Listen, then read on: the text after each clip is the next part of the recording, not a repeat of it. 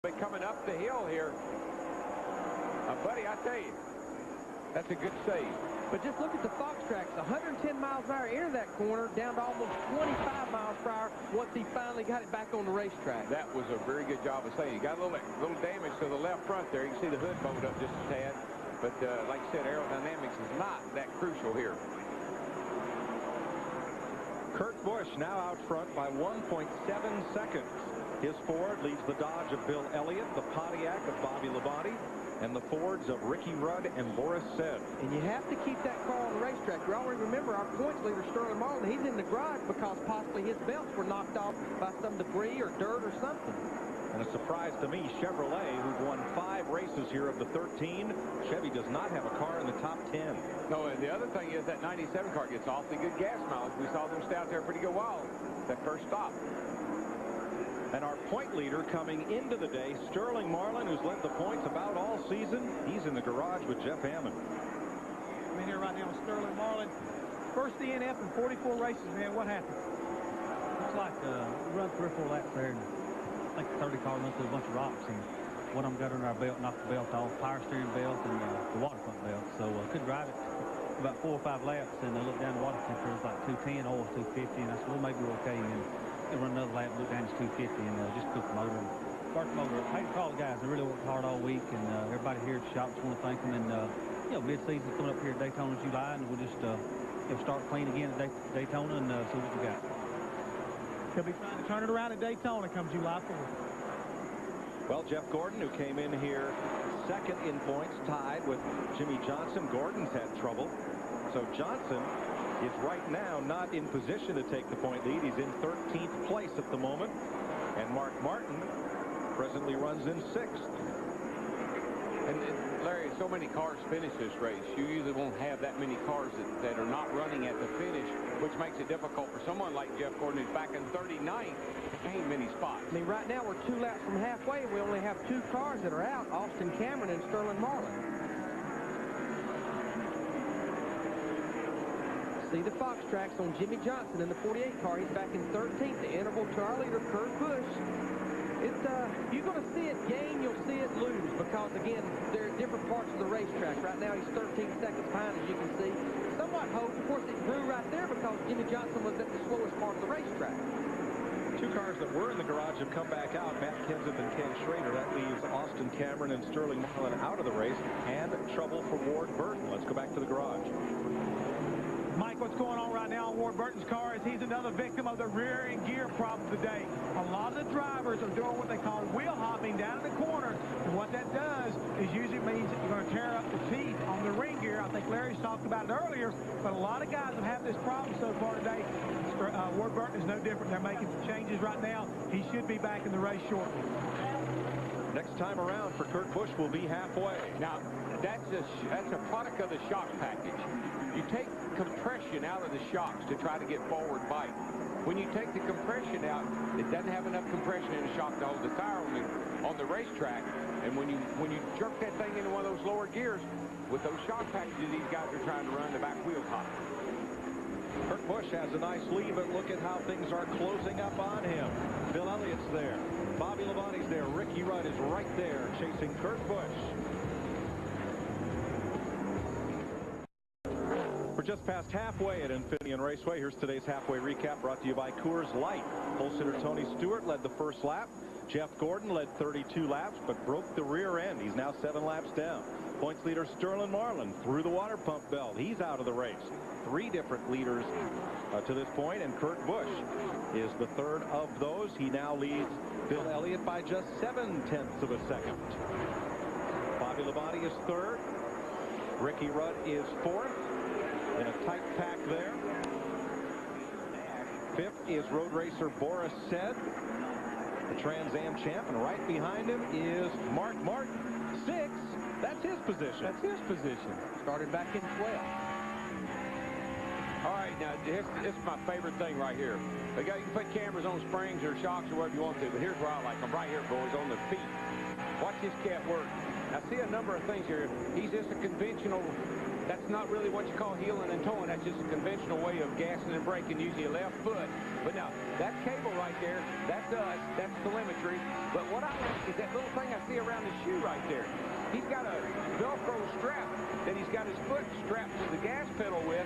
If the throttle should happen to hang wide open on that thing, he can jerk it back with his foot, which is a pretty neat idea. I hadn't seen that before. All this here, that's padding for heat shields to keep the heat off his feet.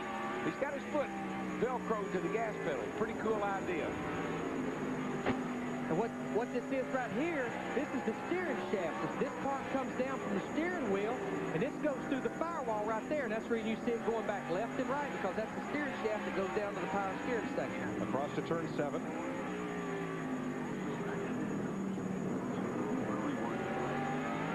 And if you watch him here, he's coming around into the exit now, and you have to use a little brake.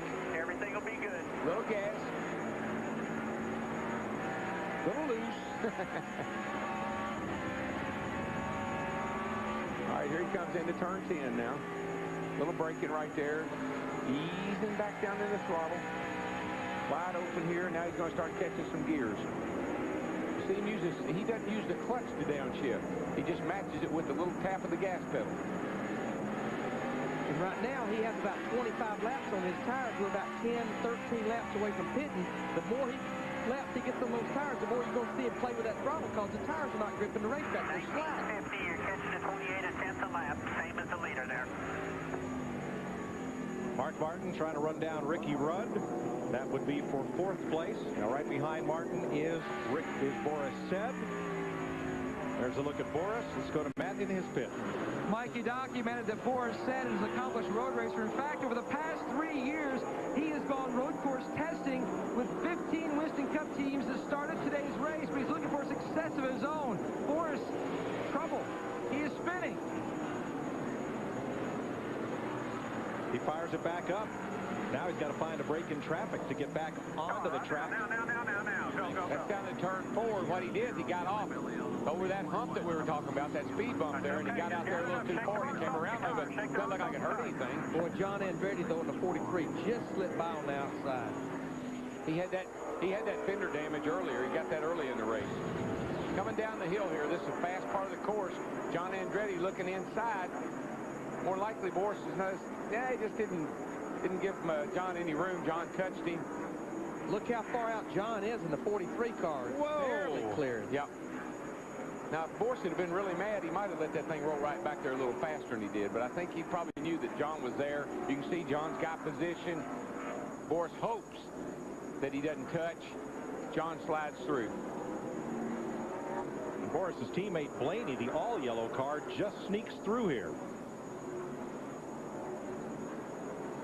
Now, what were you saying about Boris, Matt?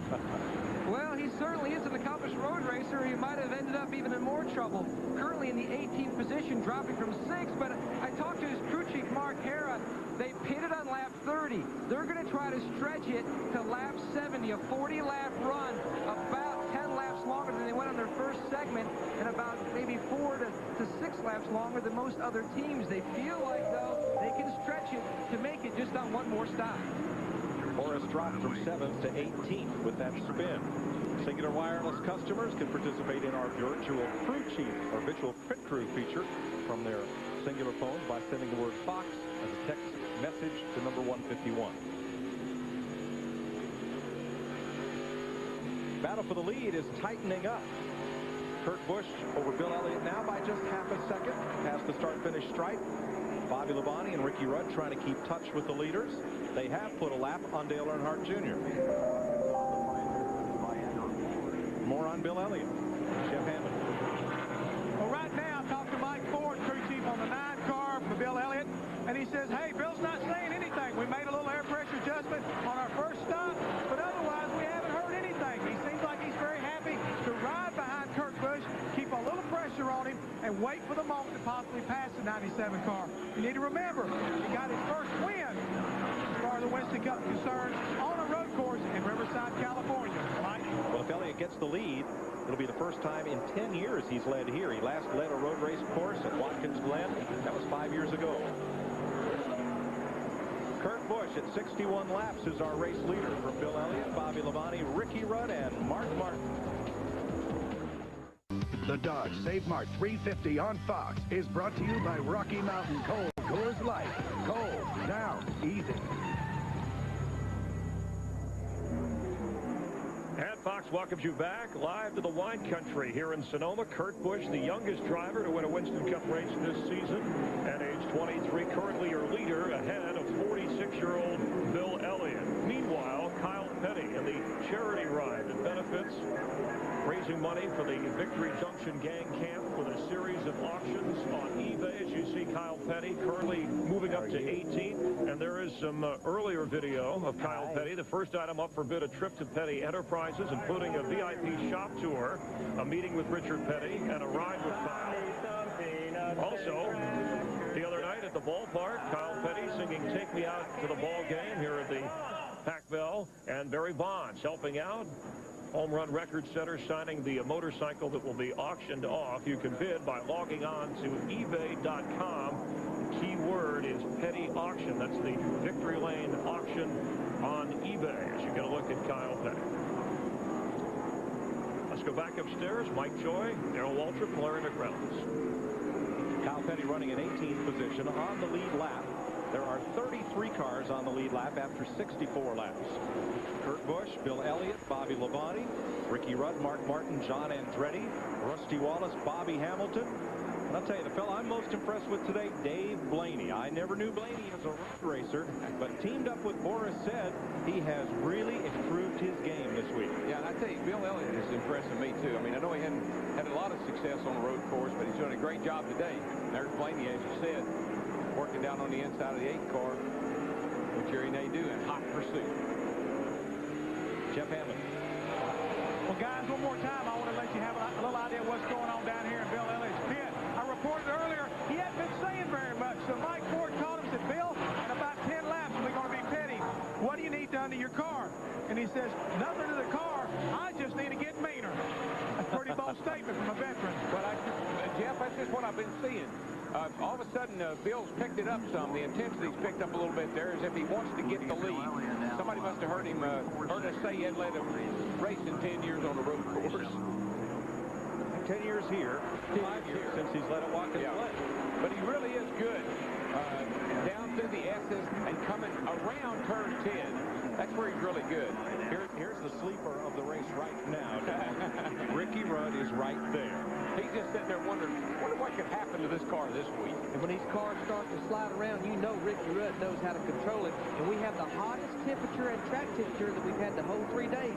It's up 11 degrees from when this race started to 127 degrees. So these cars are really starting to slide around. Matt Yoakum. Oh, sliding around.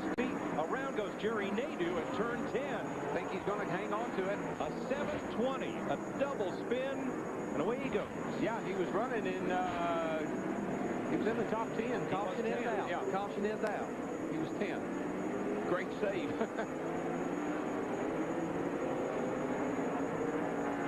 John Andretti has come to the pits as the caution comes out. I think that's a good. I think it's a good move. If he got on pit road before that caution flag came out, that's a good move. Yeah, and what tells him whether he can or not is the man at the entrance of pit road waving the red flag, the green flag. Matt Yoakum. 97. Well, Larry, this is not Matt Yoakum, this is Hammond, but he did beat him on pit road right there. He was coming in for a scheduled pit stop, and when the caution came out, John Andretti was already making the turn coming down pit road here, so he's going to get himself a freebie. The fellow whose family owns that car, Richard Petty, has long said, rather be lucky than good, and he does.